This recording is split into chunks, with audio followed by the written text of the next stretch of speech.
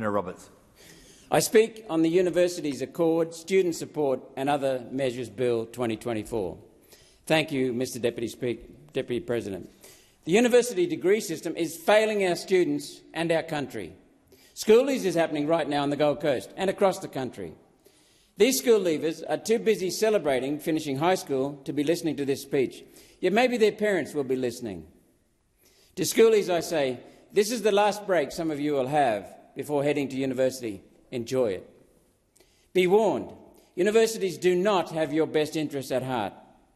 Today they act like a greedy corporate business and you're their cash cow. For people heading to uni, please be aware that you're taking on a very big HECS debt. That debt is meant to be in return for something. Uni is meant to give a good qualification that students can turn into a sound career. For many people, though, universities aren't doing this anymore. Instead, unis are loading up school leavers with millions in debt for degrees that aren't worth the paper they're printed on. Many people watching might wonder how they're getting away with this. If a uni doesn't give you a degree that can enable you to earn money and you can't pay back the debt, then the uni should go broke, right? HECS is different, completely different. The uni gets the money up front, straight away from the government, from the taxpayers. Then you owe HECS to the government, seemingly forever for some students. The uni gives you a degree that doesn't live up to its promises and immediately laughs all the way to the bank, while you're stuck paying HECS debt to the Albanese Labor government. The university's lust for money shows up in the data. In 2005-2006, an average person with a HECS debt owed $10,400. $10,400. Today, the average debt is an astonishing $27,600, nearly triple in a bit under 20 years. The entire system needs a fundamental reset. One Nation believes that future students at schoolies right now should be given all the information to make an informed choice about the future, about their future. This bill does not help students do that. Every university should be forced to publish the average salary of graduates from each degree, 1 year, 5 years and 10 years after completion.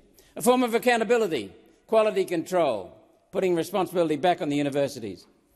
This would break the university scam of treating students like cash cows to load up with debt for useless degrees. It would empower school leavers to make a choice that matches their goals based on real-world data, not be left in the dark. This data is available.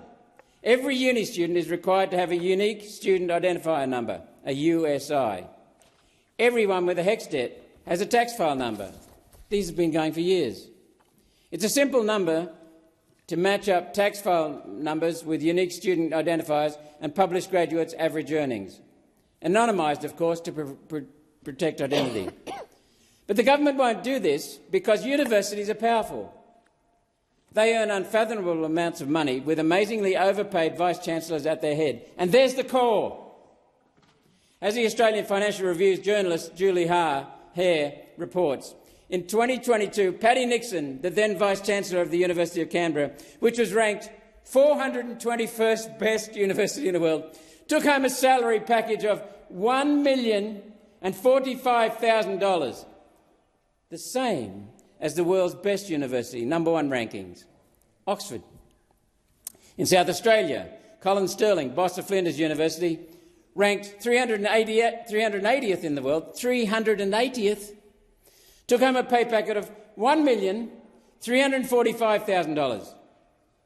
Not bad, considering it was over $100,000 more than Lawrence Bacow, who was head of Harvard University. At the University of Queensland, the Vice-Chancellor earns over $1.2 million a year, more than double the Prime Minister. Despite being defined as not-for-profit and exempt from tax on revenue, these universities are making billions of dollars. In 2023, the University of Queensland generated $2.6 billion in revenue. $2.6 billion. $1.3 billion, or half of that, was spent on employee expenses, like the Vice-Chancellor's salary. University of Queensland sits on a piggy bank of more than $4.1 billion in net assets alone. These universities are not simple little charities. They're huge businesses, rivaling the top 10 companies on Australia's stock market. They have abused the social contract with their country and the generous guarantees that governments, taxpayers, give them. Taxpayers. This bill would make some minor changes to the indexation of HECS debt, bringing it down from 16% over 2.5 years to 11.1%. But it only tinkers around the edges. This bill does nothing to address the fact that the average HECS debt has tripled in 2 decades. It does nothing to make sure degrees are worthwhile for getting into debt. It does nothing to address the fact that many people going to university would be better off getting a trade qualification. It does nothing to address universities using pre-recorded lectures, sometimes more than 3 years old, and played back once a week forever. No expense, just lots of revenue. One nation's plans for HECS debt and universities would fix all the things this bill does not fix, that this bill neglects. Inflation is compounding in a way that the original architects never expected. We need to stop the pile-on and give people time to pay down their debt. To do this, One Nation would freeze HECS indexation completely for the next 3 years. Secondly, universities must be made accountable for the degrees they're delivering and the education they're not delivering. One Nation would force universities to publish the average salaries of graduates from their degrees 1 year, 5 year and 10 years after graduation, so students know what they're signing up for. Is the debt going to be worth it? Delivering degrees is getting cheaper, so course fees should be getting cheaper too. One Nation would cut the fees for subjects that use repeated, pre-recorded lectures and large amounts of group assignments. Our universities should be focused on delivering a good education for Australian students first. Focused on students first and delivering good education. One Nation will enforce English standards for international students, so universities aren't sacrificing Australian educations to increase profits from international students, to the detriment of Australian students. We've discussed that in the past. I've raised it. And finally, having a HECS debt shouldn't mean graduates are locked out of buying a house, which is what they are at the moment.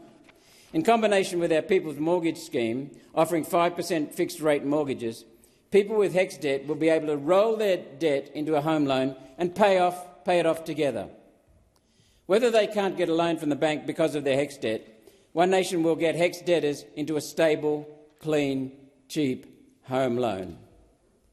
And Mr Andrew Norton, Professor in the Practice of Higher Education Policy, noted during the inquiry into this bill, quote, all parts of the system, the original fees charged, the indexation arrangements and the repayment system need to work together in a coherent way, end of quote.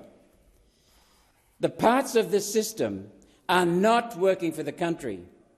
Instead, they're working for highly paid Vice-Chancellors and the consultants in the education sector. One Nation believes in a university system that works for the students that choose to study there and for the same type of supports for people doing a trade. Until we fix the core parts of the system, the university's Accord Student Support and Other Measures Bill 2024 is merely tinkering around the edges. That's all it's doing. One Nation will make the changes needed to ensure a university system to serve students and to serve our country. Thank you.